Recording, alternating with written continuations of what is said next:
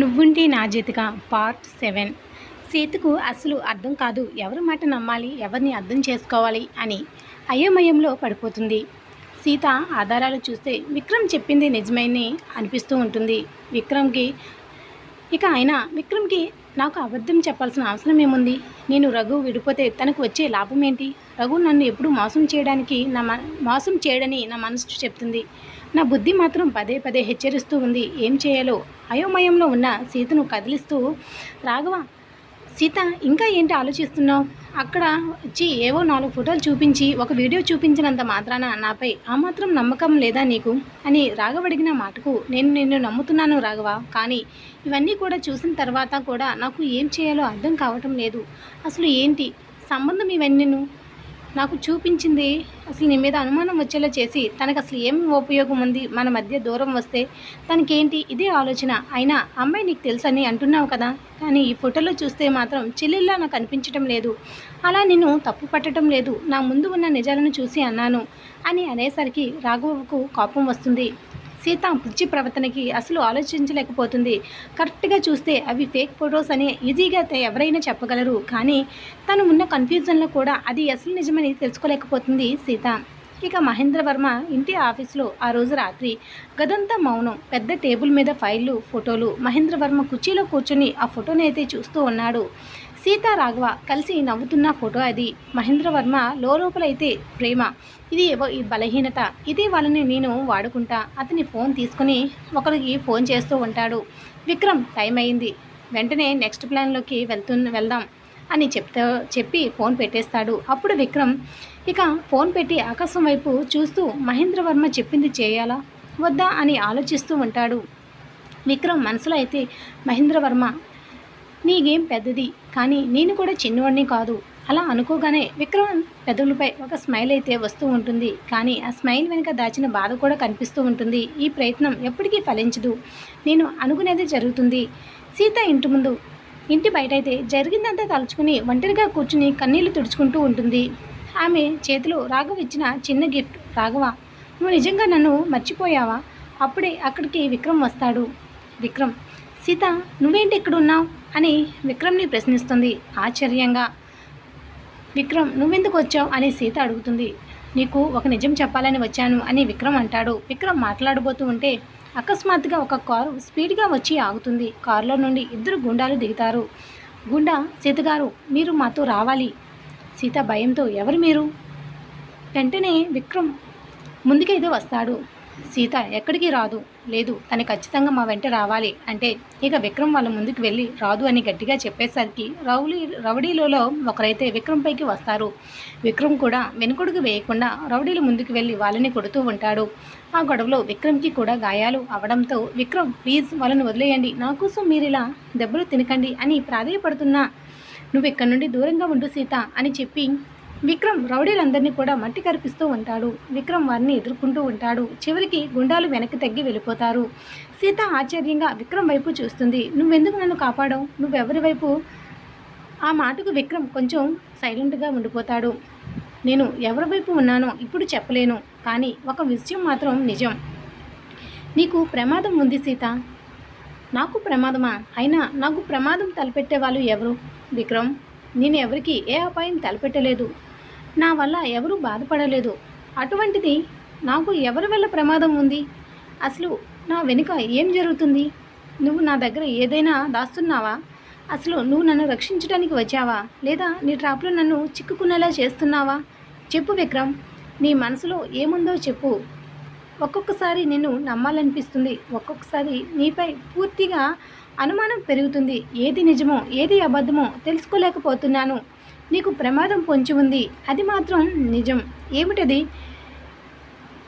విక్రమ్ సీరియస్గా, ఇవన్నీ మహేంద్ర ప్లాన్. అతను ఎందుకు ఇదంతా చేస్తున్నాడు? మరొక అబద్ధం ఆడాలని నేను చూస్తున్నావా? విక్రమ్ ఇదంతా చేసి అతనిపై ఎందుకు నెడుతున్నావు అని అడుగుతుంది. అని ఇక చాలా సీరియస్గా సీత విక్రమ్తో అడిగేసరికి అక్కడికి ఇదే సమయంలో రాఘవ అయితే వస్తాడు. సీత విక్రమ్ని ఇద్దరిని చూసి షాక్ అవుతాడు. విక్రమ్, నువ్వా ఇక్కడ? సీత కళ్ళలో ఆనందం, బాధ కలిసిన భావం. సీత రాఘవ ఇద్దరు ఒకరినొకరు చూస్తూ ఎమోషనల్ అవుతూ వేరొక మాటలు నమ్మి సీత ఎంత పొరపాటు చేస్తుందో అర్థమవుతూ ఉంటే కన్నీళ్లతో రాఘవ వైపు చూస్తూ ఉండిపోతూ ఉంటుంది సీత. రాఘవ కోపంగా విక్రమ్ వైపు చూస్తూ ఉంటాడు. నువ్వేనా ఈ అన్నీ చేస్తున్నది? విక్రమ్ ఆ మాటకి చిరునవ్వు నవ్వుతూ ఉంటాడు. నిజం తెలుసుకోవాలంటే ముందు నన్ను నమ్మాలి. నేను నిన్ను ఎప్పటికీ నమ్మను విక్రమ్. అప్పుడే విక్రమ్ ఒక ఫైల్ బయటికి తీస్తాడు. ఇది చూసి కూడా నమ్మవా? రాఘవ ఆ ఫైల్ తీసుకుని చూస్తాడు. అందులో మహేంద్ర వర్మ అక్రమ డీల్స్, ప్లాన్స్, డీటెయిల్స్ అవన్నీ కూడా చూసిన రాఘవ అయితే షాక్ అవుతాడు. ఇది నిజమా లేదా మరొక కొత్త నాటకం మొదలు పెట్టావా? విక్రమ్ సీరియస్గా చూస్తూ, ఇదే మొదటిదే రాఘవ. అసలు గేమ్ ఇప్పుడే మొదలైంది. రాఘవ చేతిలో ఫైల్, కళ్ళల్లో షాక్. ఇదంతా నిజమైతే మహేంద్ర వర్మ ఎందుకు అలా చేస్తున్నాడు? విక్రమ్ నిశ్శబ్దంగా చూస్తూ ఉంటాడు. ఆ మాటకు అతని లక్ష్యం డబ్బు కాదు రాఘవ, ప్రతీకారం. సీత, ప్రతీకారమా? ఎవరి మీద? ఎందుకు ప్రతీకారం? నేనేం చేశానని ఆ ప్రతీకారము తీర్చుకోవడానికి? నేనెప్పుడు అతన్ని చూసింది కూడా లేదు అని అడుగుతాడు. అప్పుడు ఫ్లాష్ బ్యాక్ చెప్తూ ఉంటాడు విక్రమ్. ఒక చిన్న గ్రామం, 15 సంవత్సరాల క్రిందట ఒక ఫ్యామిలీ ఆనందంగా ఉంటుంది. చిన్న పిల్లాడు అప్పుడు మహేంద్ర వర్మ చిన్నప్పుడు రూపం తన తండ్రితో ఆడుకుంటూ ఉంటాడు. అప్పుడే అక్కడికి కొంతమంది వచ్చి గొడవ అయితే మొదలు పెడుతూ ఉంటారు. అందులో ఒకరు రాఘవ తండ్రి. తీవ్రమైన వాదన, ఆస్తి, డబ్బు విషయంలో గొడవ జరుగుతూ ఉంటుంది. ఇక ఆ గొడవలో మహేంద్ర వర్మకు రాఘవ వాళ్ళ నాన్నకి గొడవ జరుగుతూ ఉంటుంది. మహేంద్ర వర్మ తండ్రి అవమానంతో నష్టంతో కూలిపోతూ అక్కడికక్కడే చచ్చిపోతాడు. దాంతో చిన్న మహేంద్ర వర్మ ఇక కన్నీళ్లతో వాళ్ళ నాన్న వైపు చూస్తూ ఉంటాడు. ఆ గొడవలో తన తండ్రి తన కళ్ళ ముందే చనిపోవడంతో అప్పటి నుండి తను పగ పెంచుకుంటాడు. ఎలాగైనా మీ మీద పగ తీర్చుకోవాలనేసి ఆ క్షణమే కక్ష కడతాడు. ఆ రోజు నుండి మహేంద్ర వర్మ ఒకటే అంటుకుంటాడు, రాఘవ ఫ్యామిలీని పూర్తిగా నాశనం చేయాలని. ఆ మాటకు రాఘవ షాక్తో వెనకడుగు వేస్తాడు. అంటే ఇదంతా నా ఫ్యామిలీ కోసం. విక్రమ్ అయితే అప్పుడు, అవును, కానీ నువ్వు అనుకున్నంత సింపుల్ కాదు ఇది. మహేంద్ర వర్మను అంచనా వేయడం అంత సులభం కాదు అని. నువ్వు ఇదంతా సీత కోసం అని నువ్వు భ్రమపడుతున్నావు, కానీ మహేంద్ర వర్మ ఇక్కడ రివర్స్ గేమ్ ప్లే చేశాడు. సీత కాస్త కోపంగా అడుగుతుంది, అయితే నువ్వెందుకు అతనితో ఉన్నావు అని. విక్రమ్ కాసేపు మౌనంగా ఉండిపోతాడు. ఆ మాటకు నెమ్మదిగా మాట్లాడతాడు. కాసేపు తర్వాత, నేను అతని దగ్గరికి వెళ్ళింది అతన్ని ఆపడానికి అని చెప్తాడు. రాఘవ, ఏమంటున్నావు విక్రమ్? నేను డబుల్ గేమ్ ఆడుతున్నాను. మహేంద్ర వర్మ నమ్మకం కూడా సంపాదించాను. కానీ లోపల అతని నుండి డౌన్ చేయడానికి, అతని నుండి మిమ్మల్ని కాపాడడానికి, అతనికి నమ్మినట్టే ఉంటూ అతని భార్య నుండి మిమ్మల్ని రక్షించడానికి మీరు నమ్మినా నమ్మకపోయినా ఇదే చేస్తున్నాను. ఆ మాటకు సీత కళ్ళల్లో ఆశ వెలుగుతుంది. అంటే నువ్వు మా వైపేనా అని అడుగుతుంది. విక్రమ్ చిన్నగా నవ్వుతాడు. నిజం చెప్పాలంటే నేను న్యాయం వైపు ఉన్నాను. మీ వైపు న్యాయం ఉంది కాబట్టి మీకోసం నేను నిలబడుతున్నాను అని చెప్తాడు. అప్పుడే రాఘవ ఫోన్ రింగ్ అవుతూ ఉంటుంది. అతను లిఫ్ట్ చేస్తాడు. ముఖం ఒక్కసారిగా మారిపోతూ ఉంటుంది. రాఘవ, ఏమంటున్నారు మీరు అని సీరియస్గా అడుగుతాడు. సీత, ఏమైంది రాఘవ అని కంగారుగా అడుగుతుంది. రాఘవ మొహంలో మారుతున్న భావాలను చూసి రాఘవ భయంతో, ఇంటి మీద అటాక్ జరిగిందా అమ్మా అంటూ పరుగున ఇంకేమీ చెప్పలేక అక్కడి నుండి ఇంటికి బయలుదేరి వెళ్ళిపోతూ ఉంటాడు. ఇంటి బయట పోలీసులు, అంబులెన్స్. రాఘవ పరిగెత్తుకుంటూ లోపలికి వెళ్తాడు. అతడు అమ్మ గాయాలతో అక్కడే పడుకుని ఉంది. రాఘవ అమ్మ అని అడిగేసరికి గట్టిగా అరుస్తూ ఉంటాడు. డాక్టర్ టెన్షన్ తీసుకున్నారు, టైంకి తీసుకొచ్చారు, కానీ పరిస్థితి చాలా సీరియస్. విక్రమ్ మళ్ళీ ఫోన్ రింగ్ అవుతూ ఉంటుంది. స్క్రీన్ పేరుపై ఇక మహేంద్ర వర్మ అని ఉంటుంది. ఇక విక్రమ్ లిఫ్ట్ చేస్తాడు. మహేంద్ర వర్మ మెల్లగా, గేమ్ మొదలైంది విక్రమ్ అని చెప్తాడు.